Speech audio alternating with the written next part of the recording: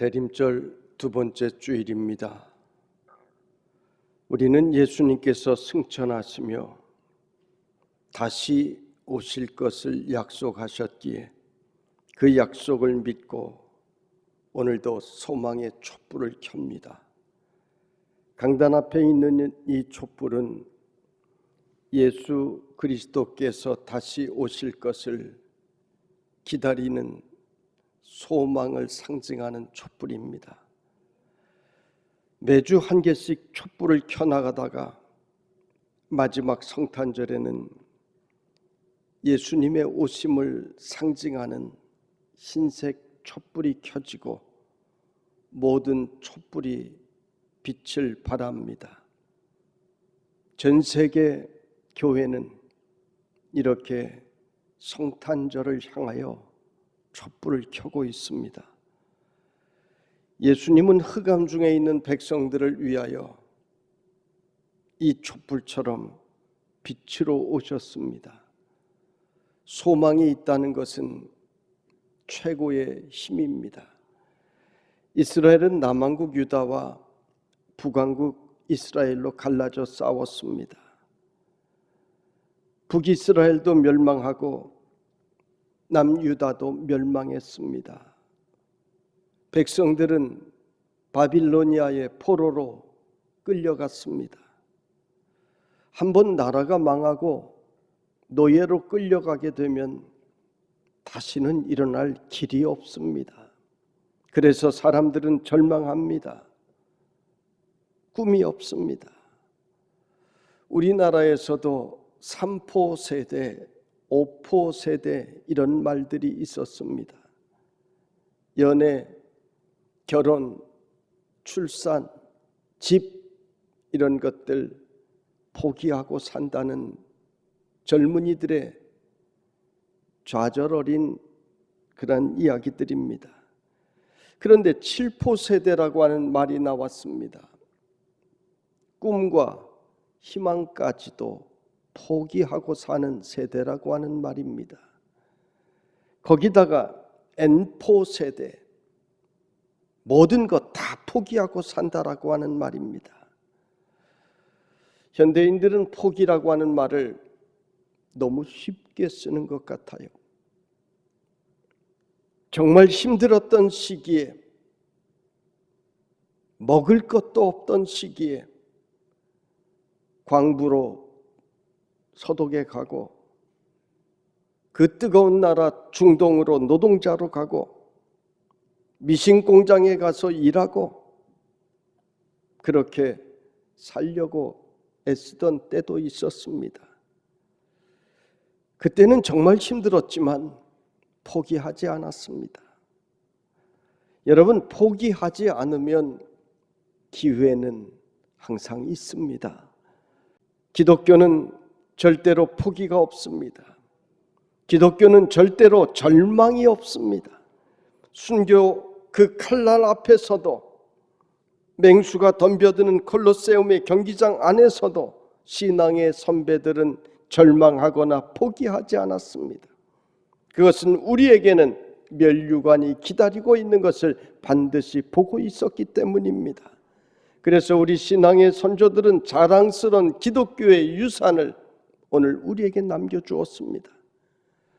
이사야 선지자는 예수님이 오시기 700년 전에 메시아의 오심을 이 땅에 예언한 선지자입니다. 왕과 백성들에게 우상 섬기는 일을, 하나님을 거역하고 죄짓는 일을 버리고 돌아오라고 강직하게 외쳤던 선지자입니다. 그렇지 아니하면 왕과 모든 백성들이 포로로 잡혀가고 모든 보물 다 빼앗기게 될 것이라 백성들에게 외쳤습니다. 이스라엘 백성들은 이사야 선지자의 예언을 따르지 않고 결국 포로로 끌려가고 꿈과 희망까지 잃어버린 세대가 되었습니다. 이때를 또한 예언하며 이사야 선지자는 아니다, 포기하지 마라, 우리가 여호와께로 돌아가기만 하면 여호와께로 돌아가기만 하면 우리 민족에게 다시 소망이 있다고 이렇게 예언의 글을 기록해 놓았습니다. 오늘 읽은 말씀도 메시아가 오셔서 우리를 구원하여 주실 것을 예언한 말씀입니다. 이사야 선지자는 세례 요한이 예수님 앞서 와서 외치는 자의 소리로 사명을 감당할 것도 예언을 했습니다. 유대인들이 세례 요한에게 당신이 메시아냐? 당신이 그분이냐? 물을 때 세례 요한은 이렇게 대답을 합니다. 이르되 나는 선지자 이사야의 말과 같이 주의 길을 곧게 하라고 광야에서 외치는 자의 소리로라 하니라 대답했습니다. 예수님께서도 이 땅에 메시아로 오셨지만 세상이 알지 못함으로 예수님은 이렇게 말씀하십니다.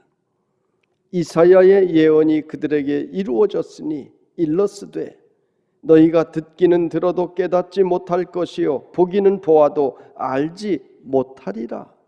예수님께서 말씀하셨습니다. 이사야 선지자는 이처럼 예수님께서 메시아로 오셔서 우리에게 소망을 주실 것을 예언한 선지자입니다.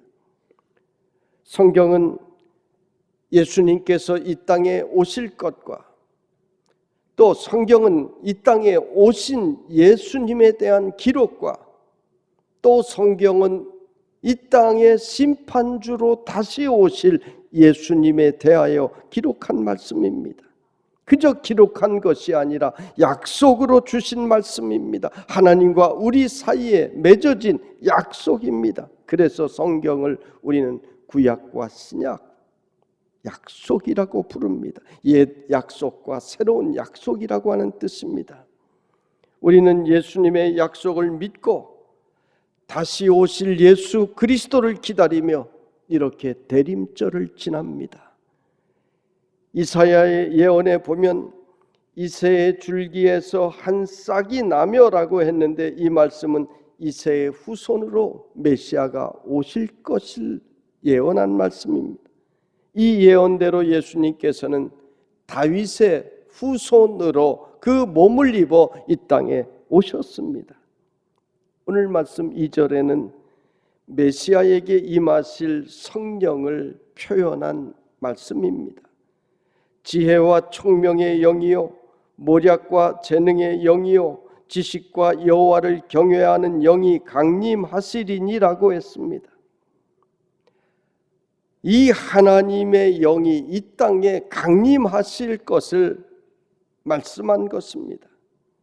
지혜와 총명은 바른 길을 가게 하는 영입니다. 이 땅에 수많은 사람들은 넓은 길로 가고 멸망의 길로 가지만은 지혜와 총명이 있으면 하나님의 뜻을 분별합니다. 그래서 바른 길을 걷게 되는 것입니다. 모략과 재능은 우리를 도우시고 필요한 능력을 주시는 하나님의 영입니다. 여기서 모략이라고 하는 단어는 히브리어로 애차라고 하는 단어를 모략으로 번역한 것인데 원래 애차는 충고나 조언 이런 의미를 가지고 있는 단어입니다. 이것을 지금 읽는 우리 개역 개정 성경에서 애차를 모략이라고 하는 단어로 과거에 번역을 했습니다. 이 모략이라고 하는 단어는 우리가 알다시피 원래 좀 부정적인 단어입니다.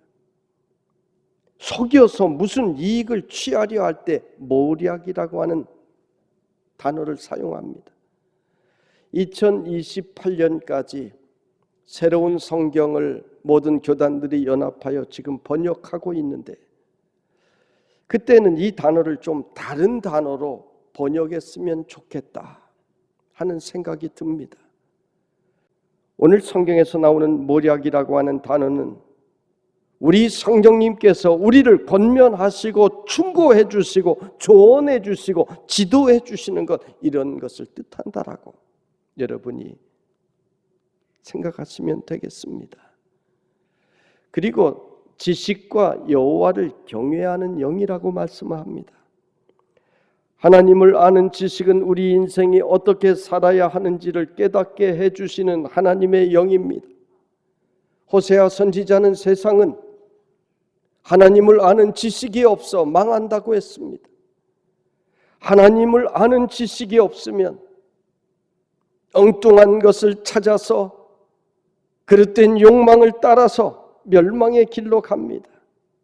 진리의 길을 가지 못하고 죄의 길을 잘난 줄 알고 그 길을 자꾸 갑니다. 오늘날 지구상에 일어나는 모든 전쟁과 재앙과 질병들이 하나님을 아는 지식이 없기 때문에 그런 일들이 일어나는 것입니다.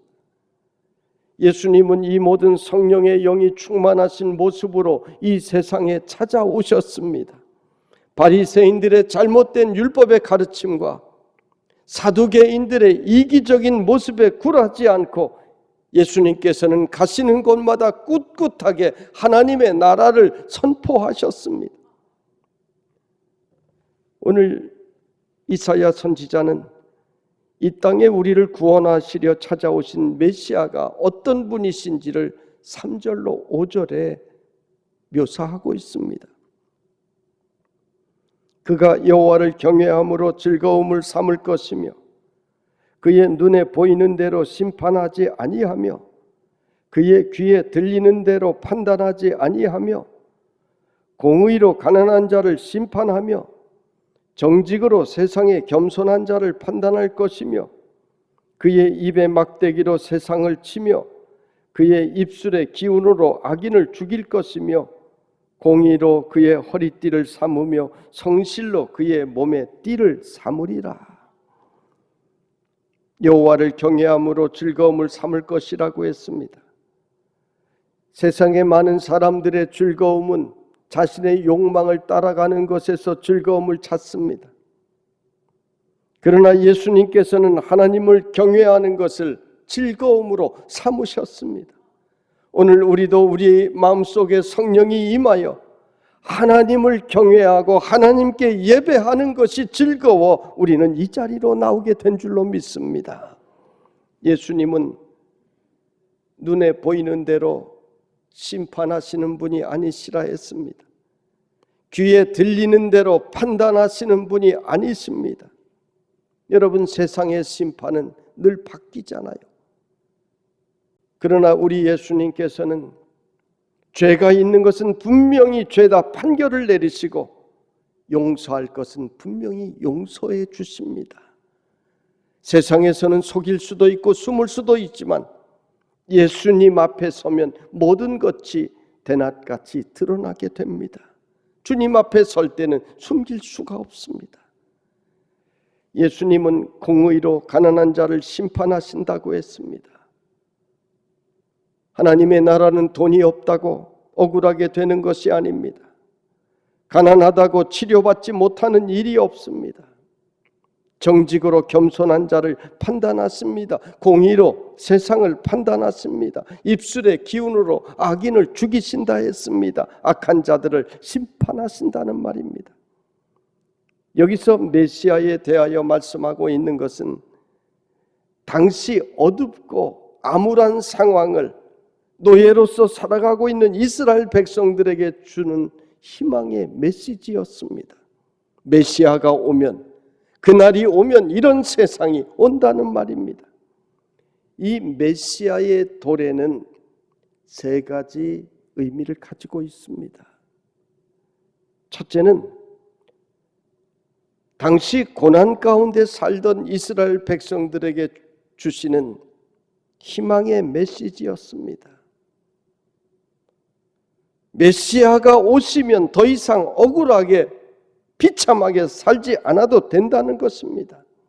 강한 자, 가진 자들에게 더 이상 억눌리지 않고 살아도 되는 그 나라가 된다는 메시지입니다. 그래서 이 메시지는 이스라엘 백성들에게 희망이었습니다. 둘째로 이사야 선지자의 이 메시지는 오늘을 사는 우리에게 주시는 메시지입니다. 여러분, 성경의 말씀은 역사와 시대를 불문하고 같은 진리의 말씀으로 언제나 우리에게 적용됩니다.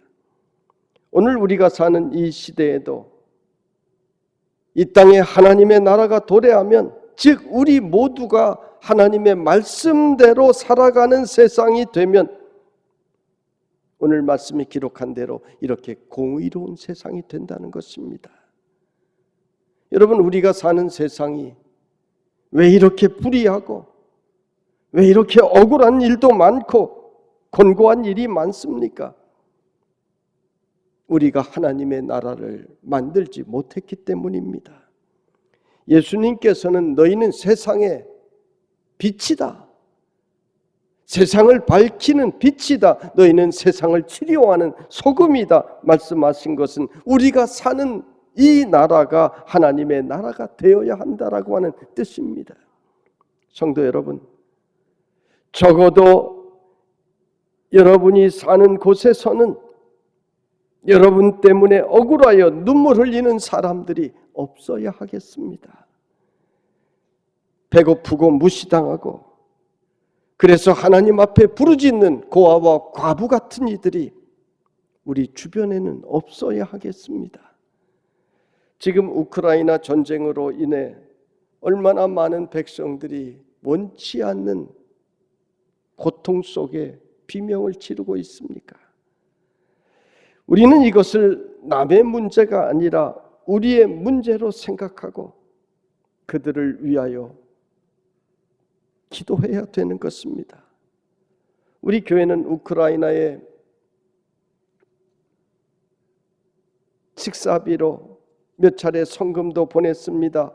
그것이 얼마나 되겠습니까마는 우리의 마음이 약한 자들, 아파하는 자들을 떠나서는 안 되기 때문인 것입니다.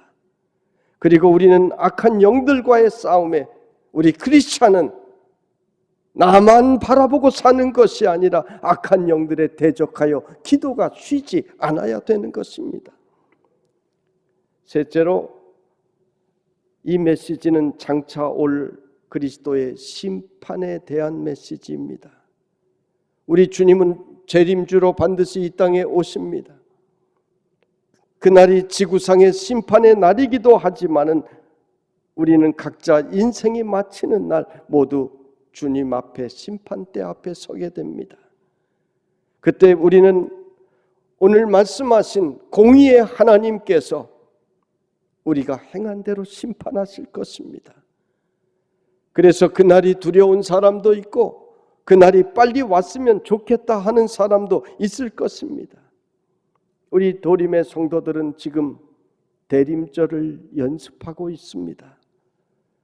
예수님이 오시는 그날 우리는 마라나타 주 예수여 오시옵소서 주님을 기쁨으로 맞이하는 성도들이 모두 되시기를 주님의 이름으로 축원합니다. 6절 이하는 이사야 선지자는 하나님 나라에 대한 평화의 나라의 모습을 전하고 있습니다. 이 6절 이하의 내용은 80년대 그 데모 많이 할 때 대학가에서 많이 불려졌던 그 노래 가사이기도 합니다. 그때 이리가 어린 양과 함께 살며 표범이 어린 염소와 함께 누우며 송아지와 어린 사자와 살진 짐승이 함께 있어 어린아이에게 끌리며 암소와 곰이 함께 먹으며 그것들의 새끼가 함께 엎드리며 사자가 소처럼 풀을 먹을 것이며 젖 먹는 아이가 독사의 구멍에서 장난하며 젖된 어린 아이가 독사의 굴에 손을 넣을 것이라.